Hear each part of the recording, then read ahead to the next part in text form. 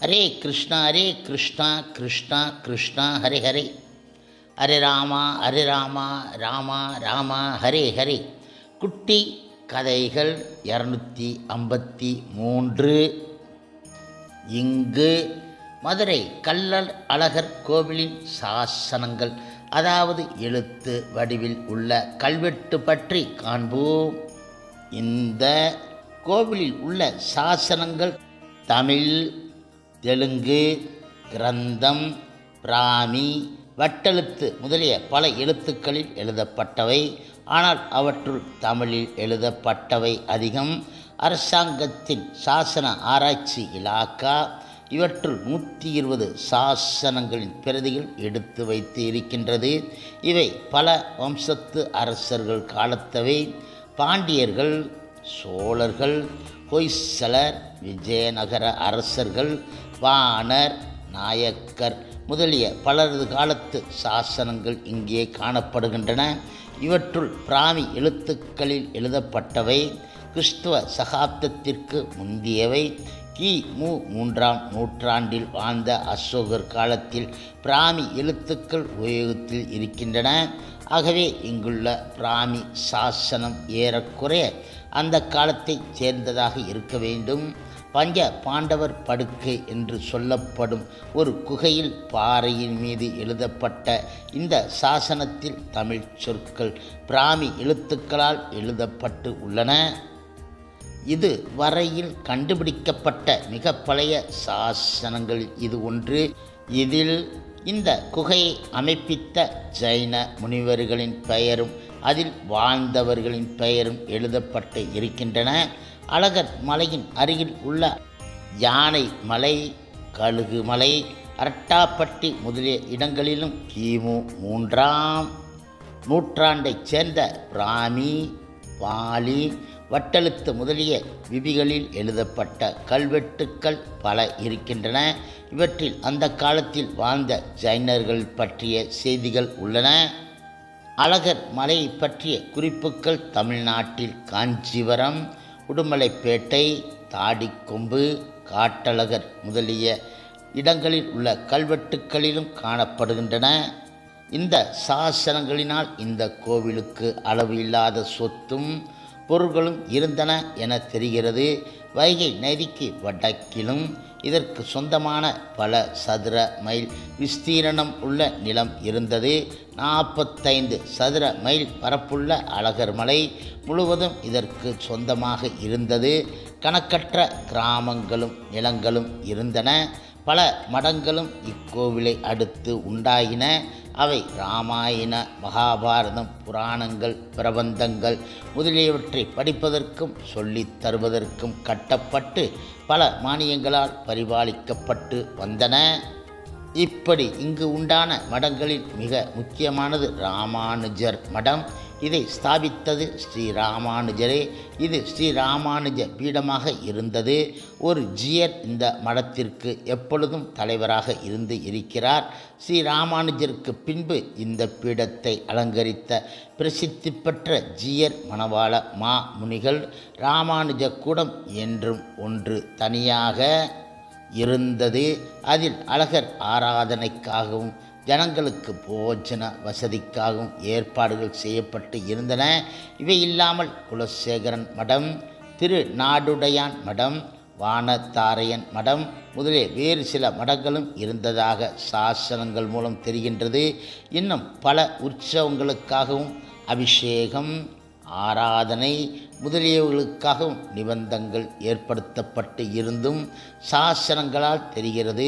முற்காலத்தில் இப்படி சித்திரை திருநாள், வைகாசி திருநாள், ஆனி விசாகம், ஆனி அனுசம், ஆடி பிரம்மோற்சவம், ஐப்பசி தலை அருவி உற்சவம், கார்த்திகை கைசிகம், மார்கழி திருநாள், திரு அர்ச்சன உற்சவம், திரு ஆழி திருநாள் முதலிய உற்சவங்களுக்கு ஏற்பாடு செய்யப்பட்டு இருந்தது. பிற்காலத்திலும் இப்படி பல கைங்கரியங்களுக்காக நிபந்தனைகளை ஏற்படுத்தி சாசனங்களில் எழுதியிருப்பதை இன்றும் நாம் ஸ்ரீ அழகர் கோவிலில் பார்க்கலாம். இத்துடன் அழகர் மலையில் உள்ள மற்ற தெய்வங்கள் பற்றியும் காண்போம். ஸ்ரீ அழகர் மலையில் ஸ்ரீ கள்ளழகர் என்ற சுந்தரராஜ பெருமாளுக்குத்தான் அதிக முக்கியத்துவம் இருக்கின்றது. வைதிக மதத்தைச் சேராத பௌத்தர்களும் ஜைனர்களும் கூட இங்கு ஸ்ரீ அழகரே முக்கியமான தெய்வம் என ஒத்துக்கொண்டதாக திருமங்கையாழ்வார் தம் பாசுரத்தில் பாடியிருக்கின்றார். ஒவ்வொரு கோவிலிலும் கற்ப கிரகத்தில் உள்ள முக்கியமான தெய்வத்தை சுற்றியுள்ள பிரகாரங்களில் பரிவார தேவதைகளும் இருக்க வேண்டும் என்பது ஆகம விதி. அதன்படியே இங்கும் ஸ்ரீ அழகரை சுற்றி பிரகாரங்களில் பல பரிவார தெய்வங்கள் இருக்கின்றன. இன்றும் அப்படி சில தெய்வங்கள் அங்கு இருக்கின்றன. மேற்கூறிய தெய்வங்கள் அப்படி ஏற்பட்டவையாக இருக்க வேண்டும். கோவிலுக்கு 7 பிரகாரங்கள் இருப்பதுதான் பெருமை. அப்படிப்பட்ட கோவிலையே உத்தமமான கோவில் என சொல்லுவார்கள். 7க்கு குறைந்த பிரகாரங்கள் இருந்தால் அந்த கோவில்கள் உத்தம மத்திம என்றும் உத்தம அதம என்றும் சொல்வார்கள். இந்த அழகர் கோவிலில் 7வது பிரகாரத்திற்கு உரிய ஆதித்யர், சேத்திரபாலர் ஆகியவர்கள் இருப்பதினால் இதில் முன்பு 7 பிரகாரங்கள் இருந்தன என அறியலாம். அப்படியே மற்ற 6 பிரகாரங்களுக்கும் உரிய பல பரிவார தெய்வங்களும் இப்பொழுது இக்கோவிலில் இருக்கின்றன. ஆனால் அவற்றில் சில தெய்வங்கள் சேதம் அடைந்தும் மற்றும் சில இடம் மாறியும் இருக்கின்றன. இவை பிற்காலத்தில் ஏற்பட்ட சண்டைகள், குழப்பங்கள் காரணமாக உண்டானவை என்பதில் சந்தேகம் கிடையாது. இன்றும் ஸ்ரீ அழகர் கோவிலில் உள்ள முக்கியமான பரிவார தெய்வங்கள் சேத்திர பாலகர்கள், ஆழ்வார்கள், சுதர்சனம், யோக நரசிம்மர், ஆண்டாள், சரஸ்வதி, தசா அவதாரங்கள், ஸ்ரீராமன், கிருஷ்ணன், மணவாள மாமுனி உடையவர் போன்ற பல பரிவாரங்கள் இங்கு உள்ளன. இங்கு முற்காலத்தில் இருந்து பிறகு அழிந்து போன கோவில்களில் முக்கியமானவை உள்ளன. சுதர்சனருடைய மூல விக்கிரக சிலை மட்டும் பழைய இடத்தில் இருந்து எடுத்து இப்போதுள்ள இடத்தில் பிரதிஷ்டை செய்யப்பட்டது. மற்றவை மறைந்துவிட்டன. இங்கு முக்கியமான சன்னதிகளை பற்றி கவனிப்போம். இந்த மலையில் உள்ள மூலவர் பெயர் ஸ்ரீ பரம சுவாமி என்பது. இவரது சேவை கம்பீரமாகவும் கவர்ச்சியாகவும் இருக்கின்றது. ஸ்ரீ பரம சுவாமி பஞ்ச ஆயுதங்களோடு இங்கு காட்சியளிக்கின்றார். ஸ்ரீதேவியும் பூதேவியும் இருபுறமும் நிற்க இவர் நின்ற கோலத்துடன் திவ்ய அலங்கார சேவை சாதித்த வண்ணம் இருக்கின்றார். மற்ற விஷ்ணு ஸ்தலங்களில் இருப்பது போல அல்லாமல் இங்கு மூர்த்தியின் கையில் உள்ள சக்கரமானது பிரயோக தோரணையில் இருக்கின்றது. இவரது உற்சவ மூர்த்திக்குத்தான் அழகர் என்றும் சுந்தரராஜர் என்றும் திருநாமங்கள் ஏற்பட்டு இருக்கின்றன. இந்த பெயருக்கு ஏற்ப இவரது திவ்ய சௌந்தரியம் ஈடும் எடுப்பும் இல்லாததாக விளங்குகிறது. இந்தியா முழுவதிலும் இதை போன்ற அழகான உற்சவ மூர்த்தி இல்லை என சொல்லப்படுகின்றது. இந்த மூர்த்திக்கு நூபுர கங்கை நீராலேயே திருமஞ்சனம் செய்ய வேண்டும். வேறு நீரால் அபிஷேகம் செய்தால் கருப்பாக மாறி விடுகின்றார். அபரஞ்சி என்னும் உயர்ந்த தங்கத்தினால் செய்யப்பட்ட வேறு விக்கிரகம் ஒன்று உள்ளது. இதைத் தவிர இந்தியாவில் 2வதாக திருவனந்தபுரத்தில் உள்ள உற்சவ மூர்த்தியும் இப்படியே அபரஞ்சியினால் செய்யப்பட்டது. இந்த 2 இடங்களைத் தவிர வேறு எங்கும் அபரஞ்சியினால் செய்யப்பட்ட மூர்த்திகள் கிடையாது. அழகர் கோவிலில் உள்ள இந்த உற்சவ மூர்த்திக்குத்தான் சோலைமலை கரசர் என பெயர் திவ்ய பிரபந்தங்களில் சொல்லப்படுகின்றது. சம்ஸ்கிருத புராணங்களில் இந்த மூர்த்தி விருஷ பாத்ரீசர் என்றும் விருஷ பாத்ரிநாதர் என்றும் அழைக்கப்படுகின்றார். இந்த உற்சவை தவிர இந்த கோவிலில் ஸ்ரீ சுந்தரபாகு, ஸ்ரீனிவாசர், நித்யோத்சவர் என்ற வேறு உற்சவங்களும் உண்டு. அவை வெள்ளியினால் செய்யப்பட்டவை. இவற்றின் கையில் உள்ள சக்கரங்களும் பிரயோக பாவனையில் இருக்கின்றன. இந்த கோவிலில் உள்ள சேத்திர பாலகரை பற்றி ஒரு கதை வழங்குகிறது. கோவிலில் அர்த்தஜாம பூஜை முடிந்ததும் கோவில் கதவை பூட்டி சாவி சேத்திர பாலகர் சன்னதியில் வைத்துவிட்டு போவது வழக்கம். மறுபடியும் அதை மறுநாள் காலையில்தான் எடுத்து கோவிலை திறக்க வேண்டும். ஒரு தடவை கோவில் பட்டர் தன் சிறு குழந்தை ஒன்று கோவிலில் இருப்பதை மறந்துவிட்டு அதை பூட்டி சாவியை சேத்திரபாலகர் முன்னால் வைத்து போய்விட்டார். பிறகு அவருக்கு தன் குழந்தையின் ஞாபகம் வரவே ஓடோடி வந்து அந்த சாவியை எடுத்தார். உடனே சேத்திரபாலகர் அவரை தடுத்து சாவியை எடுக்க வேண்டாம் என்றும் குழந்தை மறுநாள் காலை வரை பத்திரமாக இருக்கும், கவலைப்பட வேண்டாம் எனவும் கூறினார். அதை கேட்காமல் அந்த பட்டர் கோவிலை திறக்க வேண்டுமென பிடிவாதம் செய்யவே சேத்திரபாலகர் அந்த குழந்தையை எடுத்து வெளியே எறிந்து விட்டார். இதனால் கோபம் கொண்ட பட்டர் சேத்திரபாலகரின் சக்தியில் ஒரு பாகத்தை இழுத்து அதை வெளியே இருந்த ஒரு பாறையில் பதிய வைத்தார். அந்த பாறையை இப்பொழுதும் பக்தர்களுக்கு காட்டி இதுதான் சேத்திரபாலகர் கல் என அங்குள்ளவர்கள் கூறுகின்றார்கள். இந்த சேத்திரபாலகர் சந்நிதிக்கு முனைய தரையின் திருமண்டபம் என பெயருண்டு. சிவபெருமான் விஷ்ணுவை குறித்து தவம் செய்து சேத்திரபாலகராக இந்த கோவில் இடம்பெற்றார் என விருஷபாத்திரி மகாத்மியம் கூறுகின்றது. அடுத்ததாக ஸ்ரீ கல்யாண சுந்தரவல்லி தாயார் சந்நிதி காண்போம். இது மூலவர் சந்நிதிக்கு அடுத்தபடியாக முக்கியமான சந்நிதி. இது கோவிலின் தென் பிரகாரத்தில் இருக்கின்றது. இதை தனிக்கோவில் தாயார் சந்நிதி என சொல்வார்கள். இவர்தான் மூலவர் பரம சுவாமியின் தேவி. இந்த தாயாருக்கு 6 கால பூஜையும் உண்டு. இங்கு பக்தர்களுக்கு கொடுக்கப்படும் பிரசாதம் மஞ்சள். இந்த மூலதேவரையும் மிகவும் அழகான சேவை சாதிக்கின்றார். கல்யாண சுந்தரவல்லி என்னும் பெயருக்கேற்ப இவர் அதிக சௌந்தரியத்துடன் விளங்குகிறார். அடுத்ததாக ஸ்ரீ ஆண்டாள் சன்னதி காண்போம். வடக்கு பிரகாரத்தில் கோதை அல்லது ஆண்டாள் சன்னதி இருக்கின்றது. கோதையின் உற்சவ மூர்த்தி உட்கார்ந்து இருக்கும் பாவனையில் இருக்கின்றது. இது எங்கும் இல்லாத அபூர்வ சேவை. தனது திருக்கல்யாண தினத்தன்று ஸ்ரீ சுந்தரராஜன், ஸ்ரீதேவி, பூதேவி, கல்யாண சுந்தரவல்லி, ஆண்டாள் ஆகிய 4 தேவிமாருடன் இங்கு தரிசனம் அருள்கின்றார். இந்த திவ்ய தரிசனம் இந்த சேத்திரத்தில் மட்டும்தான் கிடைக்கும், வேறு எங்கும் கிடைக்காது. ஸ்ரீ ஆண்டாள் ஸ்ரீ ரங்கநாதரையும் சுந்தரராஜரையும் தன் கணவனாக வரித்தார் என சொல்லப்படுகின்றது. இந்த சன்னதியிலும் 6 கால பூஜை உண்டு. இங்கு மஞ்சள் பொடி பிரசாதம் கொடுக்கப்படுகின்றது. ஸ்ரீ சுதர்சனர் சன்னதி காண்போம்.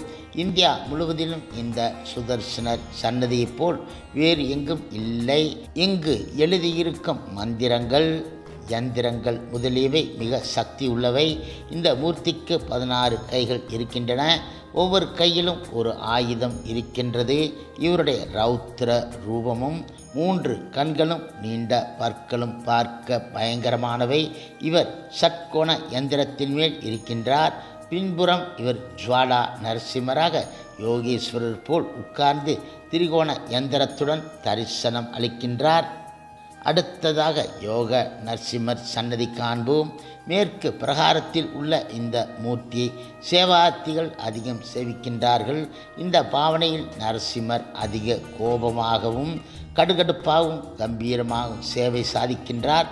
இவரை இந்த பாவனையில் ஜுவாலா நரசிம்மர் என்றும் சொல்வார்கள். இவருடைய தலையில் இருந்து கோபா அக்னி மேலே கிளம்பி செல்வதற்காக தலைக்கு நேராக மேலே ஒரு பெரிய துவாரம் இருக்கின்றது. இந்த கோபா அக்னியை தணிப்பதற்கு தினமும் எண்ணெய், பால், தயிர் முதலியவற்றாலும் நூபுர கங்கை நீராலும் இவருக்கு அபிஷேகங்கள் நடக்கும். இதற்காக 100 வருடங்களுக்கு முன்பு பச்சேப்ப முதலியார் ஏற்படுத்திய கட்டளை இன்றும் தவறாமல் நடந்து வருகிறது. இந்த கட்டளையின் விவரங்கள் 18ஆம் படி கோபுர வாசலில் ஒரு கல்வெட்டில் குறிக்கப்பட்டு இருக்கின்றன. வடக்கு பிரகாரத்தில் மற்றும் ஒரு யோக நரசிம்ம மூர்த்தியும் இருக்கின்றார். இன்னும் சில இடங்களிலும் நரசிம்மருடைய உருவங்கள் இந்த கோவிலில் இருக்கின்றன. இந்த கோவிலில் மற்றும் பார்த்தசாரதி, மண்டூக மகரிஷி, அஷ்டபுஜ கிருஷ்ணர், நந்தன கிருஷ்ணர், சரஸ்வதி தசாவதாரம், திருப்பள்ளியறை, நாச்சியார், ஆழ்வார்கள், ராமானுஜர் முதலியோருடைய சன்னதிகள் பார்க்க தகுந்தவை. இங்குள்ள சாலிக்கிராமத்தின் தரிசனத்தையும் பக்தர்கள் தவறாமல் செய்ய வேண்டும். இவை இங்கு 100 கணக்கில் இருக்கின்றன. இவைகளுக்கு அபிஷேகம் செய்யப்பட்ட தீர்த்தம் தினந்தோறும் சேவார்த்திகளுக்கு கொடுக்கப்படுகின்றது. இப்பொழுது கருப்பண சாமி என்னும் தெய்வம் கல் அழகர்களுக்கு மிக முக்கியமானது. இந்த தெய்வம் வடக்கிலிருந்து கொண்டு வரப்பட்டதாக சொல்லப்படுகின்றது. ஆகையால் இதற்கு வடக்கு நோக்கி நின்றே பூஜைகள் செய்வார்கள்.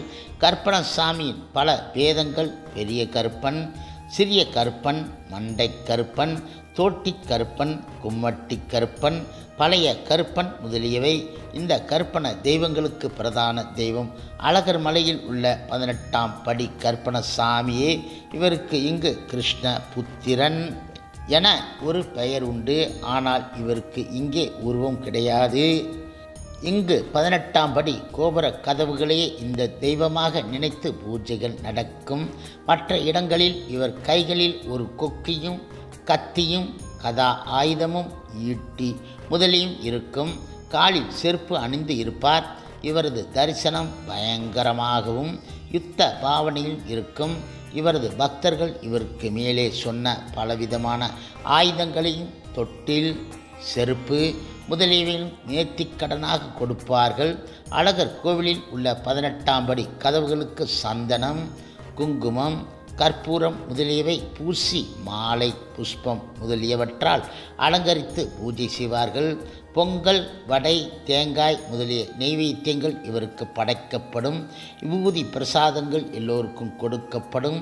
இதற்கு பூஜாரிகள் கோவில் பட்டர்கள் அல்ல, சந்நிதி பரிசாரர்களே. குயவர் குலத்தைச் சேர்ந்த பூஜாரி ஒருவர் தேங்காய்களை உடைத்து விபூதி பிரசாதம் கொடுப்பார். இந்த 18ஆம் படி கதவு பிரம்மோற்சவ காலத்தில் சக்கரத்தாழ்வார் வருவதற்காக மட்டும் வருஷம் ஒரு முறை திறக்கப்படும். சில சமயங்களில் ஏதாவது பிரமாணம் செய்ய விரும்புபவர்களுக்கு அது திறக்கப்படும். ஆகையால் அழகர் கோவிலுக்கு பிரதான வாசலாகிய இந்த 18ஆம் படி வாசல் சாதாரணமாக மூடப்பட்டே இருக்கும். இதற்கு வடக்கே உள்ள வண்டி வாசல் என்பதுதான் கோவிலுக்குள் போவதற்கும் வருவதற்கும் வழக்கமான வழி. பல யாஜ்யங்கள், விவகாரங்கள் முதலியவை இந்த 18ஆம் படி வாசலில் பிரமாணம் செய்து தீர்க்கப்படுவது இப்பொழுது வழக்கமாக இருக்கின்றது. தினந்தோறும் நூபுர கங்கையில் இருந்து அழகருக்கு கொண்டு வரப்படும் அபிஷேக தீர்த்தம் முதலில் இந்த 18ஆம் படி யானிடம் வைக்கப்பட்டு அந்த தீர்த்தம் மிகவும் பரிசுத்தமாக நூபுர கங்கையில் இருந்தே கொண்டு வரப்பட்டது என பிரமாணம் செய்யப்பட வேண்டும். பிறகுதான் அது அழகரது அபிஷேகத்திற்கு எடுத்து செல்லப்படும். இந்த 18ஆம் படியை பற்றி ஒரு கதை உண்டு. முன்பு ஒரு சமயத்தில் மலையாளத்தைச் சேர்ந்த அரசன் ஒருவன் இந்த அழகர் மலையில் உள்ள சுந்தரராஜரை தன் தேசத்திற்கு எடுத்து கொண்டு போய் வைத்து பூஜை செய்ய நினைத்தான். அழகாபுரி கோட்டை அதிக காவலுடன் இருந்ததால் அவன் அழகரை எடுத்து கொண்டு போக முடியவில்லை. ஆகையால் அவன் ஒரு தந்திரத்தால் அழகரை கொண்டு போக வேண்டுமென நினைத்தான். ஆகையால் அவன் தன்னிடம் இருந்த மந்திரத்திலும் தந்திரத்திலும் கைதேர்ந்த 18 பேர்களை இந்த இடத்திற்கு அனுப்பி எப்படியாவது அழகரை கொண்டு வரும்படி கூறினான். அவர்கள் இங்கே வந்து தம் மந்திர சக்தியால் ஒருவர் கண்ணிலும் படாமல் அழகர் விக்கிரகத்தை கொண்டு போக முயற்சி செய்தார்கள். ஆனால் அது பலிக்கவில்லை. ஆகையால் அவர்கள் தங்களுடைய மந்திர சக்தியால் அழகருடைய கலைகளை சக்தியை இழுத்து வேறொரு விக்கிரகத்தில் வைத்து தம் நாட்டில் அதை ஸ்தாபிக்க முயற்சி செய்தார்கள். ஆனால் அழகர் கோவிலில் இருந்த சில மந்திர தந்திர சாஸ்திர நிபுணர்களாகிய பட்டர்கள் இந்த சூழ்ச்சியை கண்டுபிடித்து அந்த 18 பேர்களை கைது செய்து விட்டார்கள். பிறகு அந்த சூழ்ச்சிக்காரர்களுக்கு உதவியாக வந்த ஒரு தெய்வம் இனிமேல் தானும் அந்த கோபுரவாசலில் இருந்து காவல் காத்து கோவில் சொத்துக்களையெல்லாம் பத்திரமாக கவனித்துக் கொள்வதாக ஒப்புக்கொண்டு அதற்காக தனக்கு தினந்தோறும் அழகரின் அர்த்தஜாம நிர்மாலிய நைவேத்தியங்களை கொடுக்க வேண்டுமென பட்டர்களை கேட்டுக்கொண்டது. அதன்படியே இப்பொழுதும் அந்த தெய்வத்திற்கு அங்கே நிர்மாலிய நைவேத்தியம் கொடுக்கப்படுகின்றது. இந்த தெய்வத்தைத்தான் 18ஆம் படி சுவாமி என சொல்லுவது. இந்த 18ஆம் படி சுவாமியை பற்றி ஒரு தப்பான கதையும் வழங்குகிறது. மதுரை வீரன் என்னும் கற்பனை கதை ஆகும். இந்த 18ஆம் படி கருப்பண்ண சுவாமி இந்த மலையில் உள்ள அழகரின் காவல் தெய்வம் ஆகையால் அழகர் சித்திரை மாதத்தில் மீனாட்சி கல்யாணத்திற்காக புறப்படும்போது அவர் மீதுள்ள நகைகள் இன்னென்னவை என்று அந்த தெய்வத்தின் முன்பு படித்து காட்டுவார்கள். அழகர் திரும்பி வரும்போது அந்த பட்டியலை படித்து சரிபார்ப்பார்கள். கோவில் பண்டாரத்தின் பொக்கிஷம் சாவியை தினந்தோறும் இரவில் இந்த தெய்வத்தின் முன் வைப்பார்கள். பட்டரை தவிர ஒருவரும் இந்த சாவியை மறுநாள் காலை வரை தொடமாட்டார்கள்.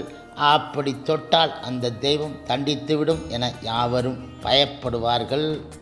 இந்த தெய்வத்தின் முன் ஒருவரும் பொய் சொல்லவும் துணியவும் மாட்டார்கள். ஆகையால் பெரிய பெரிய வழக்குகள், வியாஜ்யங்கள் முதலியவற்றில் உண்மையை அறிய வியாஜ்யக்காரர்களை கோற்றார்.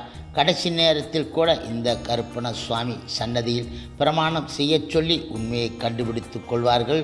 இப்பொழுதும் இது சாதாரணமாக நடக்கின்றது.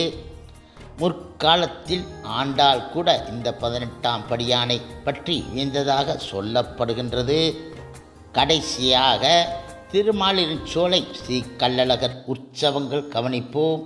சித்திரை மாதம் 1 கொட்டகை உற்சவம், 2 கோடை சைத்திர உற்சவம் 9 நாள் உற்சவம், வைகாசி மாதம் வசந்த உற்சவம் 10 நாள் உற்சவம், ஆனி மாதம் முப்பல உற்சவம் 1 நாள், ஆடி மாதம் 1 கருட சேவை, 2 திருவாடி பூரம், 3 பிரமோற்சவம் 10 நாள் உற்சவம், ஆவணி மாதம் 1 திருப்பௌத்திர உற்சவம் 4 நாள் உற்சவம், 2 உரியடி உற்சவம், புரட்டாசி மாதம் 2 கருட சேவை, 3 நவராத்திரி உற்சவம் 10 நாள் உற்சவம், ஐப்பசி மாதம் 1 விஜயதசமி அம்பு போடுதல், 2 தொட்டி உற்சவம் 3 நாள், மார்கழி மாதம் திருவத்யன பகல் 10 உற்சவம், ஸ்ரீ வைகுண்ட ஏகாதசி ரா10 உற்சவம், தை மாதம்